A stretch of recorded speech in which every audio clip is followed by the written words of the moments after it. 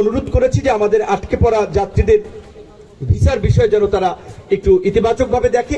আমাদের ওই দেশের দূতাবাসগুলোকে আমরা বলেছি এবং আলহামদুলিল্লাহ ইতিমধ্যে 4টি দেশ কুয়েত, কাতার, সংযুক্ত আরব আমিরাত, বাহরাইন, ইতিমধ্যে এই 4টি দেশ আপনার 1 মাস মানে এই মাসের 31 তারিখ পর্যন্ত ভিসা মেয়াদ বর্ধিত করেছে। কিন্তু কেউ যদি আবেদন না করে ভিসার মেয়াদ বৃদ্ধির জন্য তাহলে তারটা কিন্তু হবে না, সে কিন্তু বঞ্চিত হবে। সুতরাং আপনাদেরও মাধ্যমে আমি এটা জানিয়ে দিচ্ছি যে আপনারা যারা এই ফ্লাইট বিপর্যয়ের কারণে কিংবা সংকটের কারণে যেতে পারেন নাই, তারা এক হচ্ছে আপনাদের কফিল বা মালিক বা যে সমস্ত প্রতিষ্ঠানে আপনি কাজ করেন তাদের মাধ্যমে আপনারা ভিসার মেয়াদ বর্ধিত করার জন্য আবেদন করবেন, অথবা আমাদের প্রবাসী কল্যাণ ও বৈদেশিক কর্মসংস্থান মন্ত্রণালয়ের যে ওয়েজানার্স বোর্ড রয়েছে নিচে রিসিপশনে গেলেই আপনাদেরকে বলে দিবে যে আপনাদের এই কাজের জন্য কোথায় যেতে হবে।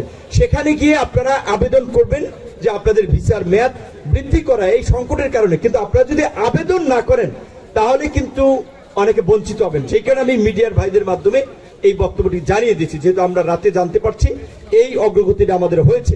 4টা দেশের পাশাপাশি ওমান কিংবা আরো যে দেশগুলো আছে অ্যাফেক্টেড, তাদের যদি ভিসার মেয়াদ আমরা বর্ধিত করতে পারি আমরা সেই চেষ্টাটি চালিয়ে যাব। সর্বোপরি আমরা আপনাদের কাছে দোয়া চাই, সহযোগিতা চাই, যেহেতু আমরা দীর্ঘ আন্দোলন সংগ্রামের পরে আমরা নির্বাসিত আমাদের আজকের নেতা জনাব তারেক রহমানের নেতৃত্বে এই ফ্যাসিবাদের পতন ঘটিয়ে আজকে বাংলাদেশকে আমরা নতুনভাবে বিনির্মাণের চেষ্টা করে যাচ্ছি। তিনি একজন পরিশ্রমী মানুষ, ডাইনামিক লিডার, তার সাথে কাজ করতে গিয়ে আমরা দেখেছি আমরা যেটা চিন্তা করি তার আগেই দেখা যায় তিনি সেটা বিস্তারিত প্ল্যান এবং রোড ম্যাপ আমাদের সাথে শেয়ার করে থাকেন।